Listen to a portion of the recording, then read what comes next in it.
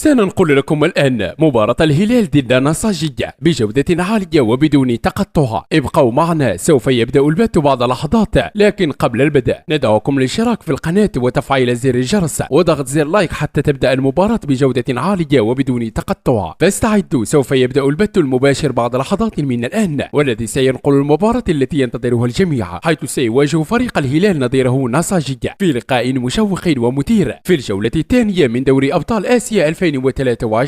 حيث سيتنافس كل من الهلال ونساجية من أجل التأهل ومحاولة الفوز في هذه المباراة. ونعلمكم أن البث سينطلق بعد لحظات فقط، ويمكنكم أيضا متابعة المباراة عبر القنوات الفضائية الناقلة، ويمكنكم أيضا متابعة المباراة بكتابة الهلال ضد نساجية في محرك البحث جوجل، أو يمكنكم مشاهدة المباراة على قناتنا، وذلك عبر الضغط على زر الاشتراك وتفعيل زر الجرس حتى يصلكم البث المباشر فور بدء المباراة بجودة عالية وبدون تقطع إن شاء الله. موعد وتوقيت مباراة الهلال ضد نساجية في الجولة الثانية من دوري أبطال آسيا 2023، ويستعد فريق الهلال لمواجهة فريق نساجية مساء اليوم الثلاثاء 3 أكتوبر 2023، وتذاع المباراة عبر قناة SS Sport HD1 على الساعة 5 مساء بتوقيت المغرب والجزائر وتونس، 6 مساء بتوقيت السودان وليبيا، 7 مساء بتوقيت مصر والسعودية والكويت وقطر، العراق والبحرين، اليمن وسوريا ولبنان والأردن وفلسطين،